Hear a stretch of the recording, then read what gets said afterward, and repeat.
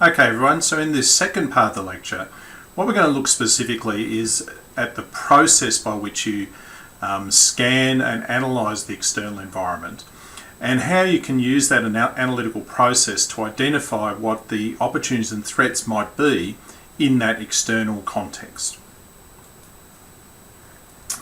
So when we talk about the external environment, when we talk about doing external analysis, there are three parts to the external analysis that we would look at to try and develop an understanding of the factors that might influence and shape the strategy of our organisation. So the three different parts that we see and we're looking at are what's called the general environment, the industry environment, and the competitor environment. So with the general environment, what we're doing here is looking at the broad factors that impact upon the whole of society and have a potential to shape not only our business but everything that happens within our industry context and with our in the environment in which our customers actually live. Now, the general environment is often called a number of different things. It's sometimes called the macro environment. It's also sometimes referred to as the broad environment. Don't get confused by these terms. They're all basically saying the same thing. So really we're looking at that broad external set of factors that impacts on everything we do. The next level down of environmental analysis is what's referred to as industry analysis or analysis of the industry environment. And this analysis is really looking at the industry in which we're currently competing or the industry that we're looking to move into if we're thinking about a diversification strategy, and the industry that we're looking to move into in the future. So in the industry analysis, we're looking specifically at things like the factors that impact upon competition within that industry. So how many competitors there are, what the supply chain looks like, how much bargaining power do consumers have in the industry, and trying to get a handle of where the gaps are within that industry. The third area of competitor analysis is, of external analysis, is competitor analysis. And this is really trying to understand what our competitors are doing, understanding what their strategies are going to be. Often what happens when a business develops a strategy is they forget about their competitors. They assume that their competitors are going to be static, that they're not going to change or do anything different. And we have to remember that our competitors are facing the same sorts of pressures and challenges from the external environment that we are. And so as a result, they're probably going to be changing and adapting their strategy to take advantage of opportunities and threats as they emerge. So again, when we do environmental analysis, there are three parts: the general environment, the industry environment, and the competitor environment. Now this figure here just summarises for us quite neatly what these three pieces look like. If you look at the boxes that are around the outside there, they're the factors that make up the broad or general environment in which the organisation operates in. So when we're thinking about that broad or general external environment, we're looking at things like economic change, socio-cultural change, legal changes, and how these factors might impact on our strategy. So for example, if you're a maker of solar panels and you're thinking about what the future opportunities might look like, you're going to look very closely at things like the political legal environment and try and gauge whether governments are going to enact policies that would favour renewable energy. Or are they going to offer subsidies to consumers to encourage them to purchase things like solar panel cells? And if those changes happen, then that creates an opportunity for our organisation. Similarly, we might look at economic change. We might think about what's happening with inflation. As inflation goes up, as prices increase, people's purchasing power diminishes. And the less purchasing power people have, the less likely they are to actually go out and purchase products from our organisation. So those factors around the outside there represent the factors that make up that broad or general or macro environment. The industry environment involves us looking at five set forces or five factors that impact upon that competition within an industry. Now, the model of industry analysis that we use is a model developed by a very famous American strategist, a guy named Michael Porter, who is a professor of strategy at the Harvard Business School. And he said that when we look at an industry, we need to look at five things to determine whether that industry is attractive or unattractive for us to compete in. We need to think about the threat of new entrants, We need to think about the bargaining power of suppliers.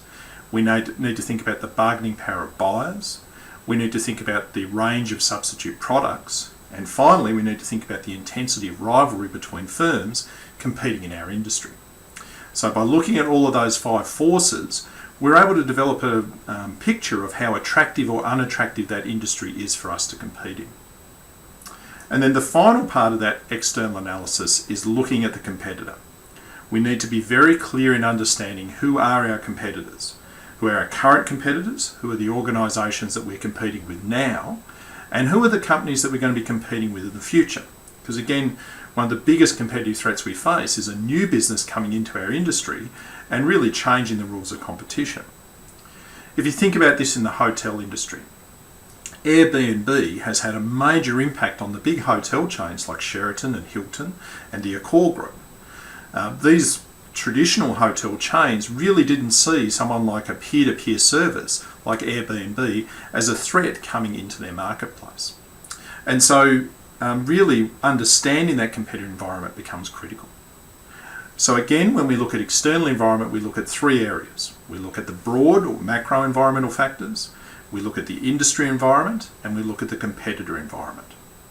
What we're going to talk about in this lecture is just those broad, general or macro environmental factors. So things like economics, demographics, socio-cultural, political, legal, global and technological factors.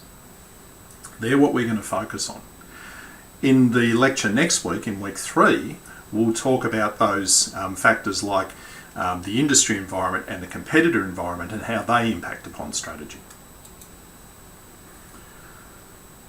So when we look at external environments, what are some of the things we need to think about?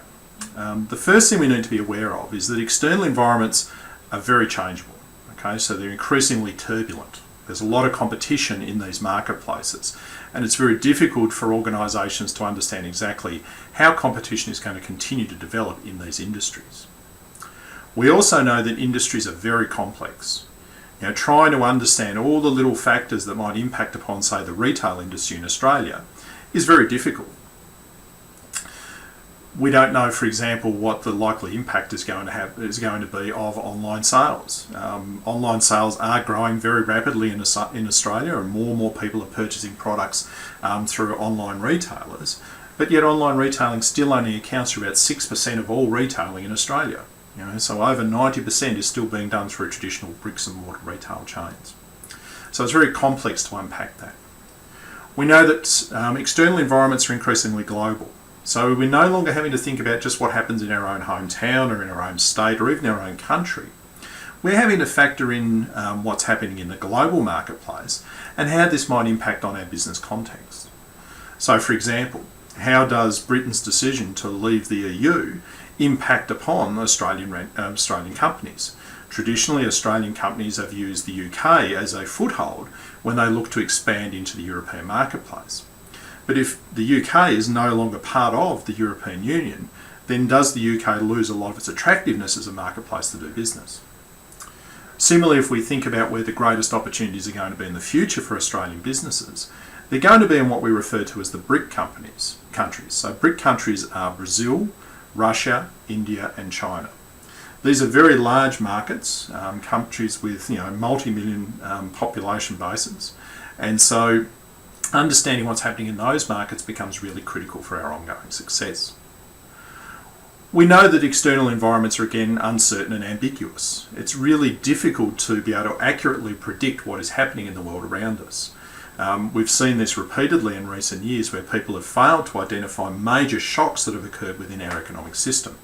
So again, the global financial crisis is a classic example of how many very intelligent, very in tune business people didn't see what was happening in the environment around them.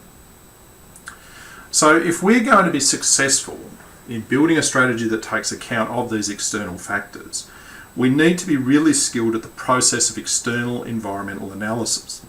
So external environmental analysis helps us to better understand and cope with changes in this environment. So what do we mean by the process of external environmental analysis? Well, really it's a 4-stage process that any organisation would go through when trying to develop an accurate picture of the external environment in which they compete. And this external analysis has four key parts: scanning, monitoring, forecasting, and assessing. And what I want to do is walk you through these four stages and talk about what we'd need to do as a business in using this as a frame to analyse the external environment. So let's start with scanning. Scanning is a process of being aware of and paying attention to changes in your business environment. So as a successful business person, what you need to do is ensure that you're regularly up to date with all the changes and trends that are happening in your environment. So how do you do this? Staying engaged with your local business community is a good way of getting started. Talking to your suppliers, talking to your customers, looking at what's happening to other businesses is a good way to see what trends are emerging. Staying up to date with changes in political environments and staying up to date with what's happening in the business news are all quite important if we're trying to understand these changes. You can actually contract the services of companies to help you with this scanning process, who can actually monitor trends and identify trends for you. So scanning is really that process of trying to identify any change that might be occurring in the external economy. So for example, if I was looking at the business world today, I would say one of the biggest trends that is emerging, or has really emerged and is really gaining at great pace now, is the rise of what we would call the peer-to-peer or shared economy. More and more business is occurring on a peer-to-peer basis where individuals are sharing services together rather than through traditional business outlets. Airbnb is a classic example of a peer-to-peer service. So we'd identify what this trend is. So scanning is simply naming up the trend and identifying it. The second stage in that process is then monitoring it. Once we've identified a trend, we need to observe it over time. We don't want to react hastily. So if we see something happen once, if we identify a trend that happened once or twice in the marketplace, that's interesting, but it really doesn't tell us much. So when we identify something that we think is worthy of paying attention to, we need to monitor that trend over time to observe and see how that trend is changing and what impact that trend is starting to have. And so monitoring and observing is a very important part of being aware of change in the external environment. So again, if I was a retailer and I was looking at this trend towards peer-to-peer and collaborative services, I'd start to pay attention to that. I'd be looking at all the different peer-to-peer service providers that are out there. So I'd be looking at things like eBay and seeing, what's happening on eBay. Why are people using eBay to buy and sell products rather than actually going through traditional retail channels? What is it about that offers them the greater level of satisfaction? Similarly, I'll be looking at things like Airbnb and saying, well, what is it? What's the value proposition that Airbnb is providing? How many people are booking their holidays through Airbnb rather than using a normal hotel chain as a way of actually experiencing a holiday destination? So again, monitoring is just watching that trend, observing how that trend develops over time. Once we've monitored that trend for a period of time and we think that it's probably going to be something that might be worth us paying greater attention to, we now need to develop some sort of forecast about what that trend might look like into the future. Okay, so when we've talked about monitoring, we're just looking at what's happening up to this point in time. Forecasting is us making a projection forward. So for example, if I was looking at the rise of Airbnb and saying that Airbnb was growing by 5% every year and had done for the last 3 years, and knowing that the peer-to-peer service market is growing rapidly and that they're probably nowhere near saturation yet, I would probably be reasonable in assuming that that product and that company is going to continue to grow by 5% into the next 3 or 4 years. So my forecast would be that that trend will continue to grow and develop, and increasingly more and more people will book their hotel rooms through Airbnb over a traditional hotel chain. So a forecast is that projection forward. This is where you need to use your sort of skills, your gut instinct to give you a bit of an indication about what you think might happen with that trend in the future. And then once you have made that forecast, you then need to make an assessment about how that forecast is going to impact upon your organisation. We have to remember that while there are lots of different trends in the world around us, And while lots of trends may have some level of impact on our organisation, not all trends are critically important. And so part of your skill as a strategist is to cut through all the noise, look at all the trends, look at all these different changes, look at all the forecasts you have, and try and identify the 2 or 3 trends or changes that you think are most likely going to impact on your business. Once you've identified those trends, then you're well positioned to actually be able to develop a set of strategies that enables you to take advantage of those trends. Okay, so in making an assessment, we're trying to cut through, we're trying to identify the most important trends and identify what the likely impact of those trends is going to be on our business. Once we know that, then we're in a position to actually start making some decisions about what our future strategies might be. So we've talked a little bit about now what the process looks like when we're actually scanning the external environment. For the remainder of this lecture, I'm going to look at the actual general environment itself and talk about some of the general environmental factors that are likely to impact on business strategy in the future.